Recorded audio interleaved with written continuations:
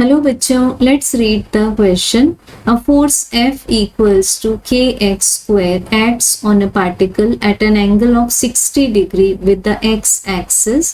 The work done in displacing the particle from x1 to x2 will be.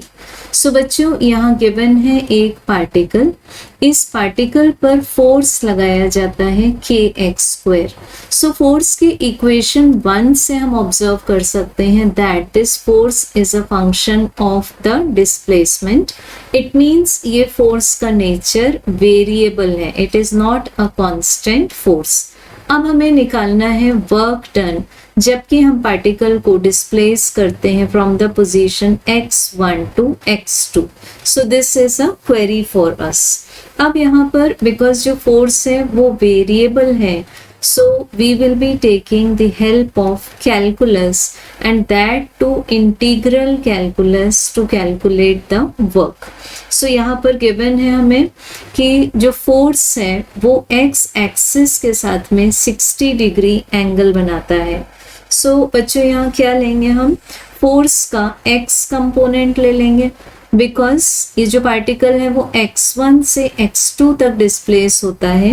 It means its displacement is along x direction, so the component of force should also be along x direction, which will be f cos 60 degree.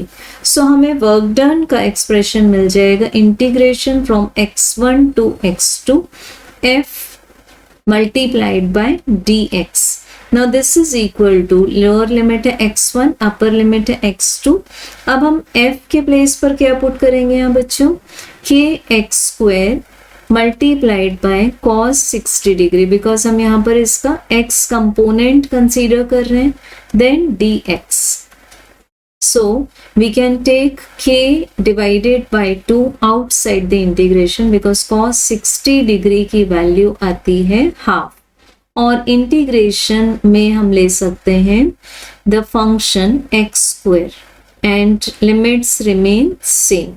सो हमें integration का answer मिल जाएगा x to the power 3 divided by 3.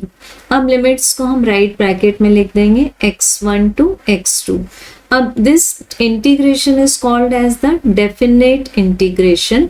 So work done calculate करते समय पहले हम x के place पर अपर लिमिट पुट करेंगे, माइनस करके देन लोअर लिमिट पुट करेंगे. So outside the bracket it will be k by 6 and inside the bracket it is x2 cube minus x1 cube. So we can check that correct answer will be option number 3. Thank you.